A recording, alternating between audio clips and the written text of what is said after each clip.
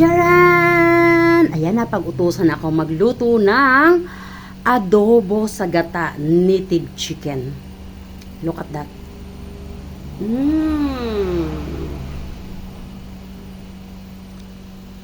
Tingnan nyo naman. Yan ang adobo sa gata ni Tita Wena. Ayan.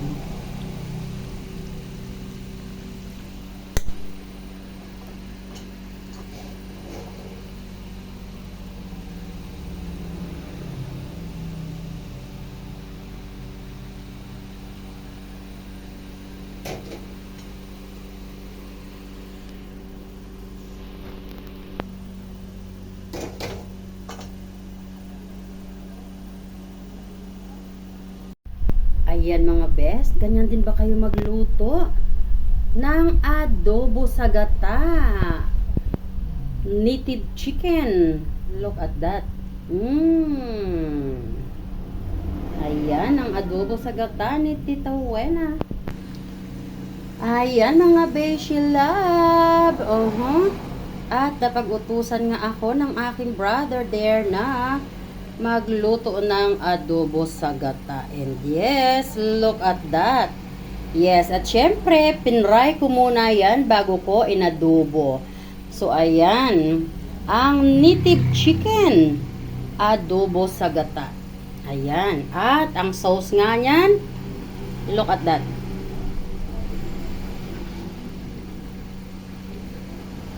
Super thick.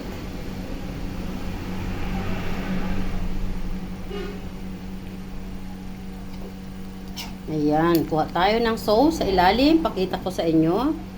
Ganyan katik ang sauce niyan. Delicious.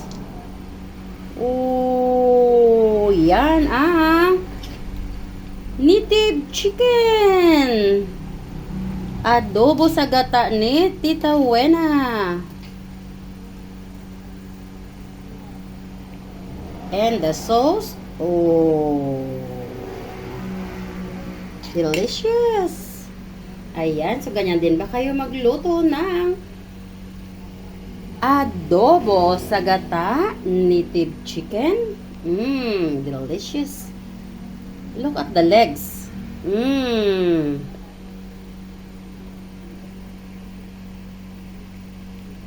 Yummy. Ayan, halina. Kain na tayo.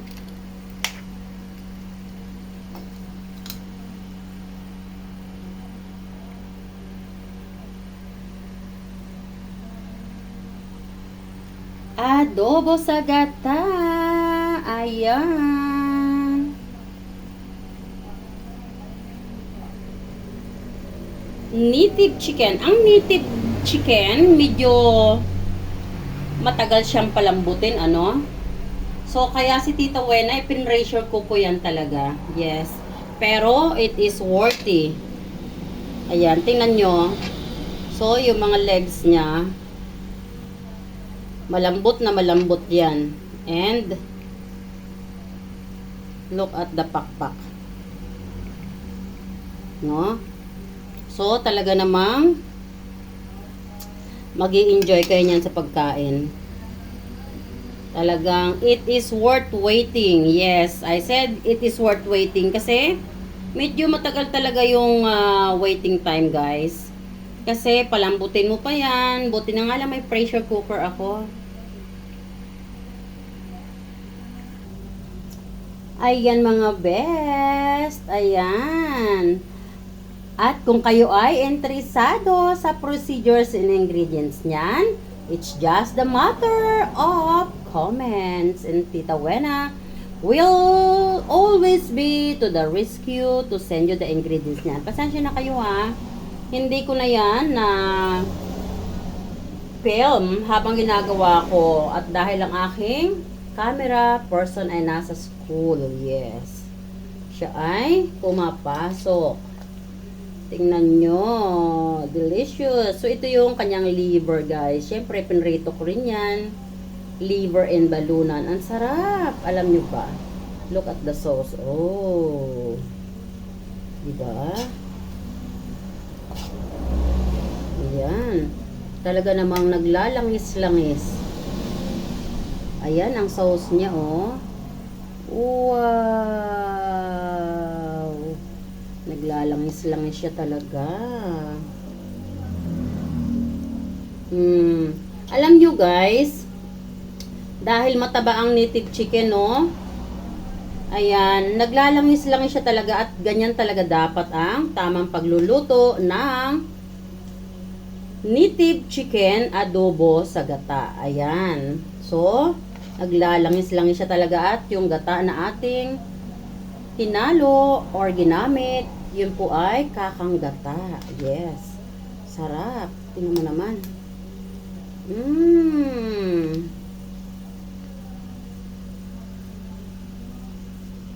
Delicious.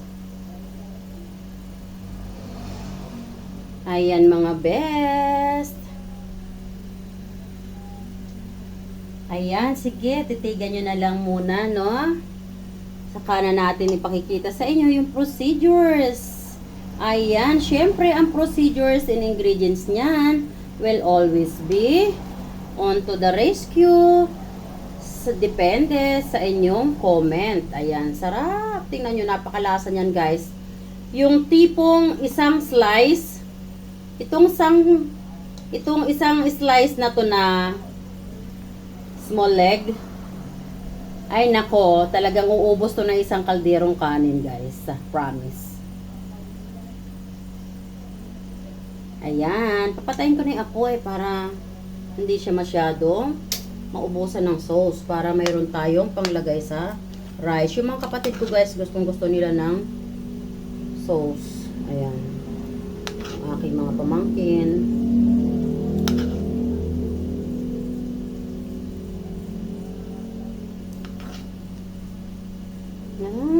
Delicious.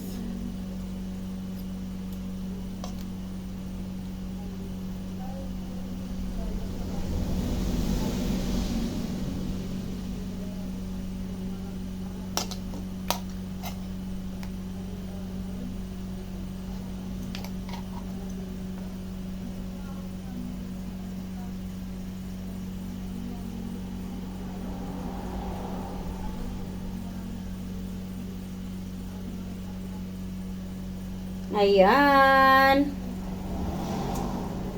Huwag kayong magsawa ha, na manood ha. Habang pinapanood nyo yan, kuha na kayo ng kanin. Para, ito na yung ulam nyo. Ayan, at sana nga ay malapit kayo sa akin para isi-share ko rin yan sa inyo. Pero, each of every one of us was miles away. Yes, ayan. Sarap niyan guys, promise. Ayan, at ang iba nga niyan ay dadali ng brother ko sa Batangas. Yes. At yan ang ulam niya araw-araw. Ayan, so uunti-untiin niya yan pagpapasok niya sa trabaho. Yes, ayan. Para hindi na siya magluluto ng ulam. Look at that, delicious.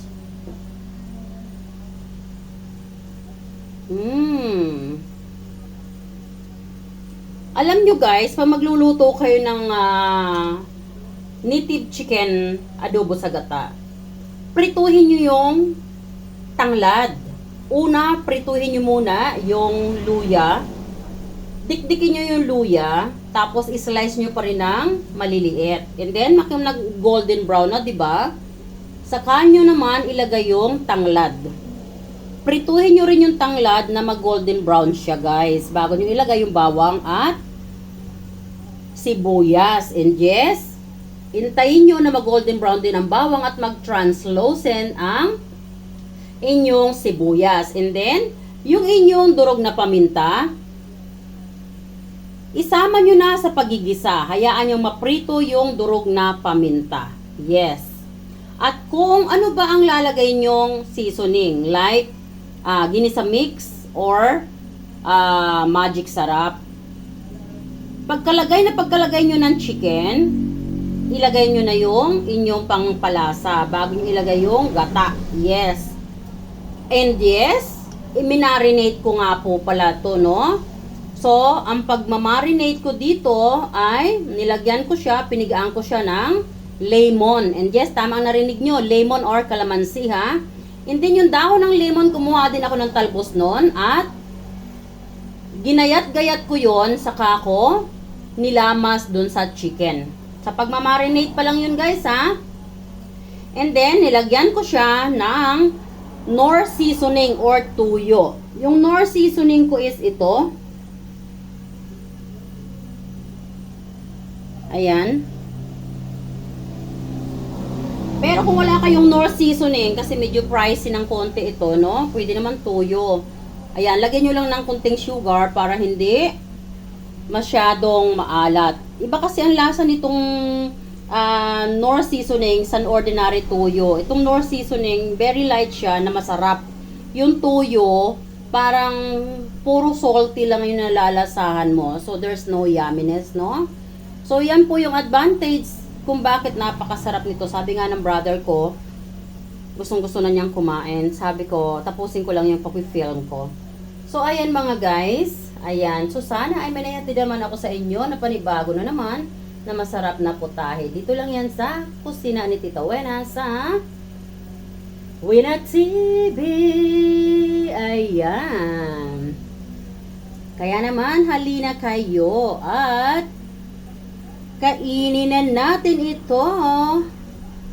Ayan. At ito nga din ay makakarating sa aking mga ka-reels. Yes.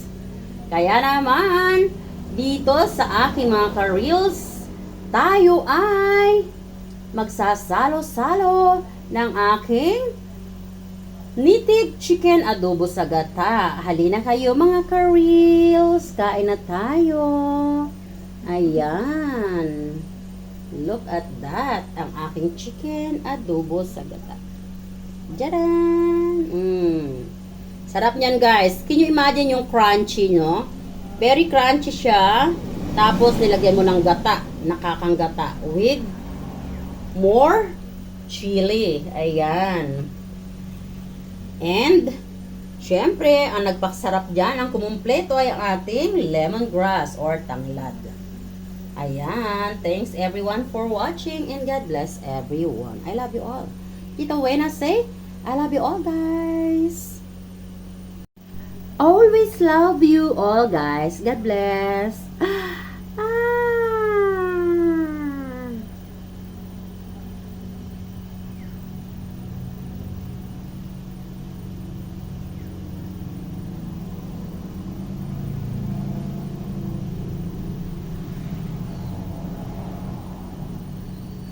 Bye everyone. Don't forget to keep loving one another. Bye. God bless.